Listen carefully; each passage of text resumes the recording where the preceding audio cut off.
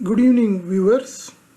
This is Dr. Vijay Kumar M. Boratti, Associate Professor of English, University Evening College, University of Mysore.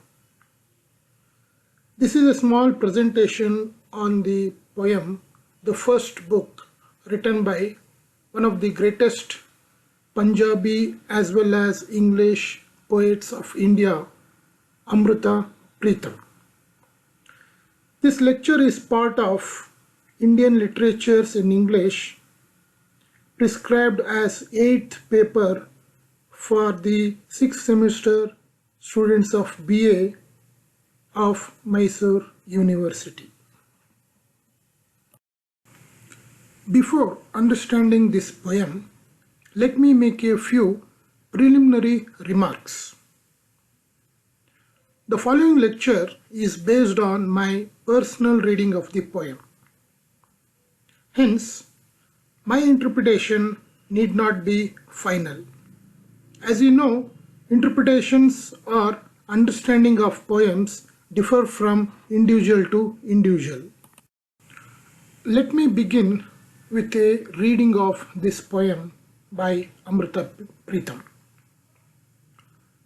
I was there, and perhaps you as well, standing perhaps a breath away, perhaps perched in the darkness of a vision, perhaps moving on a turning point of consciousness, but that was a tale of prehistoric times.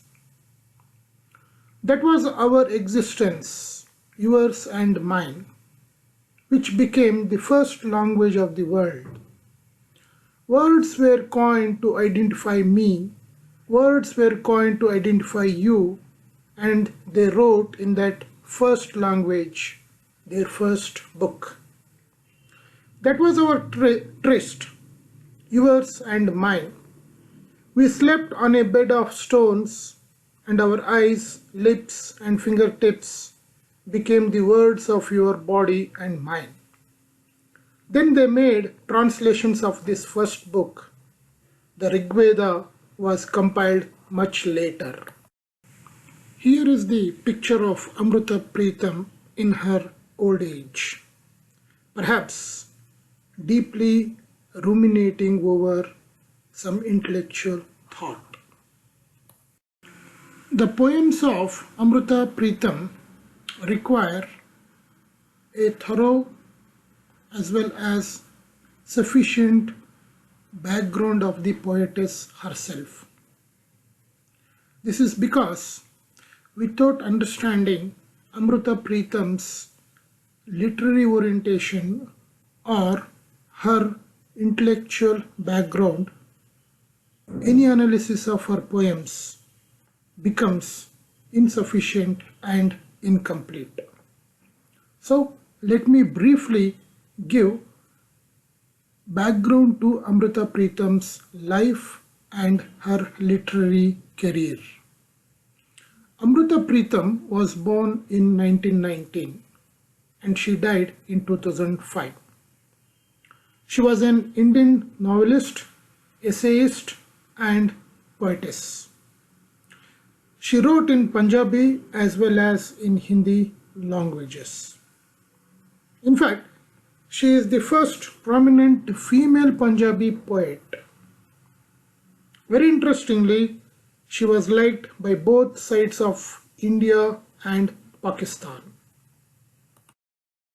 Amrita Pritam has written more than 90 books on different forms of writings. These forms include poetry, fiction, biographies, essays, a collection of Punjabi folk songs, and an autobiography. Amrita Pritam was a staunch supporter of women's freedom. Her writings clearly exhibit this factor.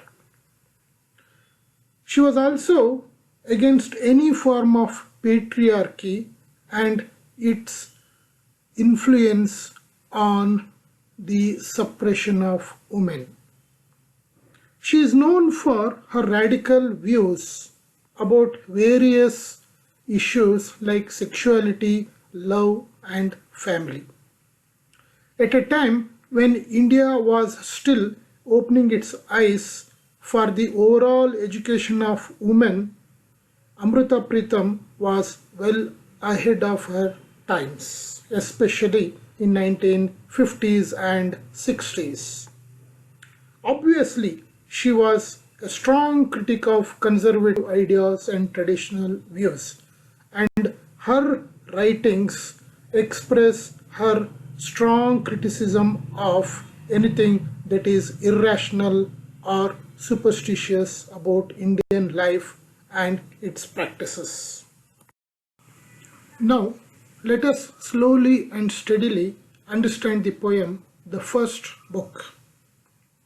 The poem is about what existed before language and writing. In the entire poem, writing and language are given secondary position. Why is it so? Why is language given secondary position? Perhaps if we understand what language does to human beings and society, we can answer this question. Language is a source of principles, codes, norms, rules, and regulations. It imposes restrictions on people and their thinking process. Society, through language, expects humans to follow the rules and regulations. It identifies and recognizes humans through its standards and linguistic norms. In fact, it defines an individual's identity and personality. As a result, language and society have the capacity to impose norms and rules which can be a hindrance to overall progress of any person. They lead to rigidity and lack of freedom.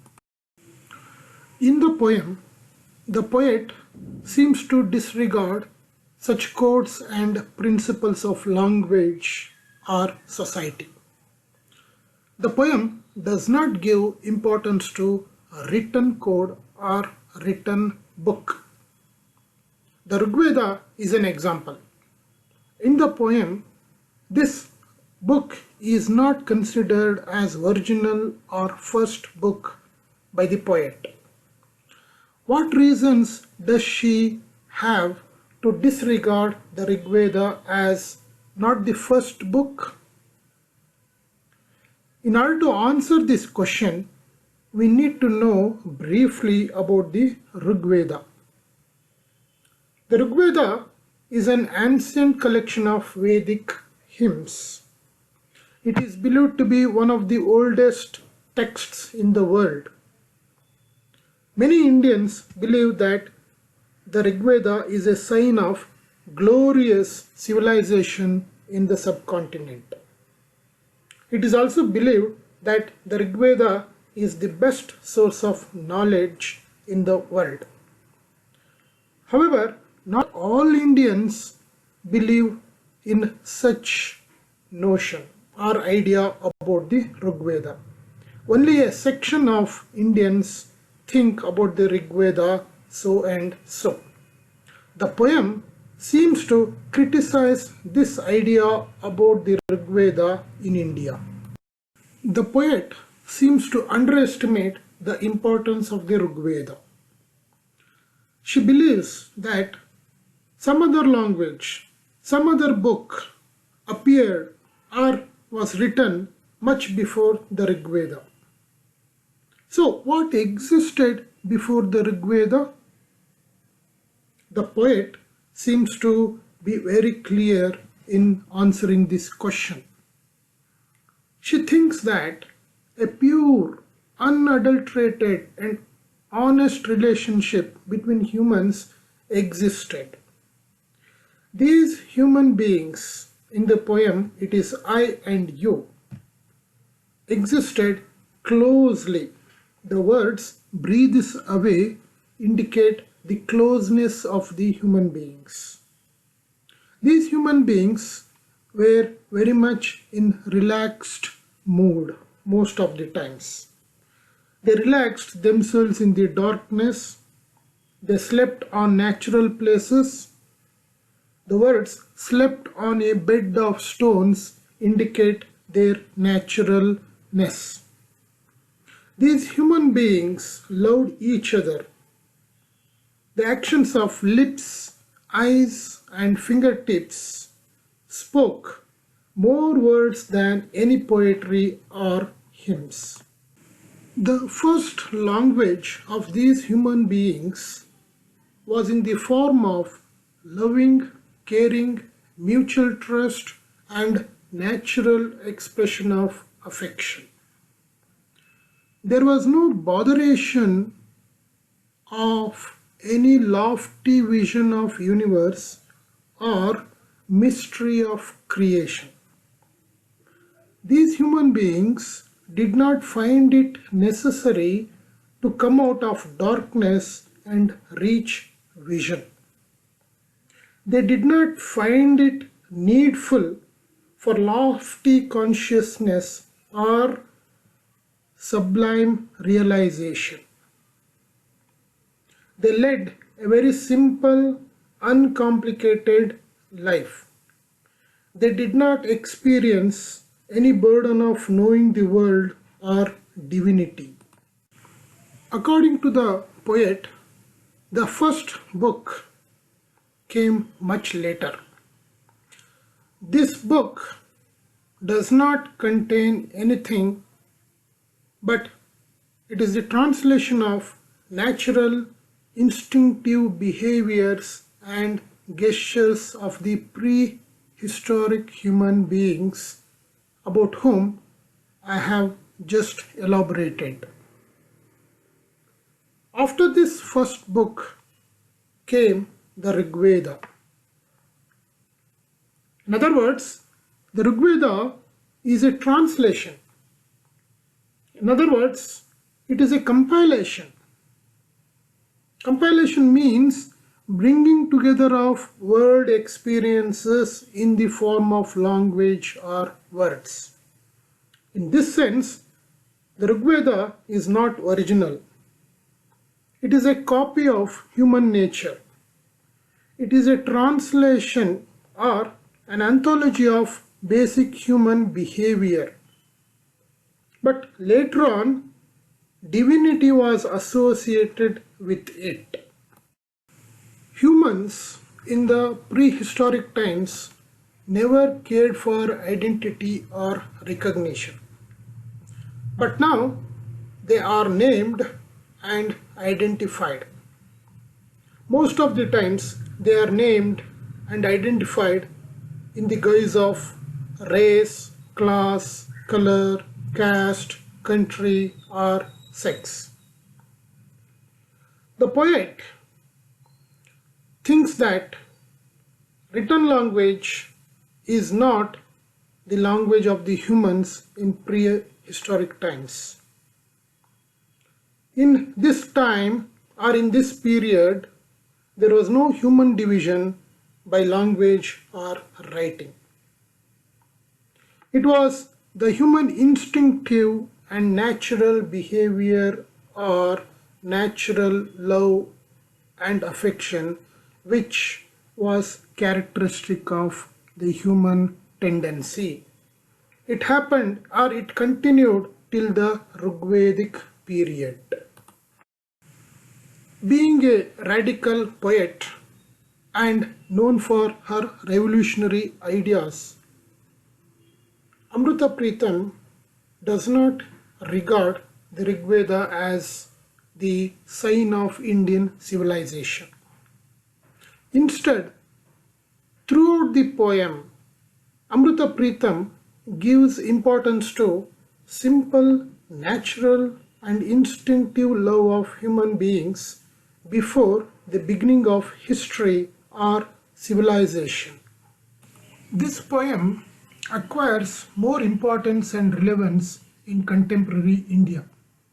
This is because in the present Indian society, more importance and privileges are given to written forms of expression.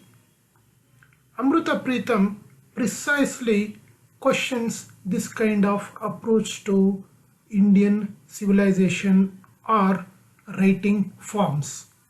She seems to give importance to natural and folkloric expressions more and more.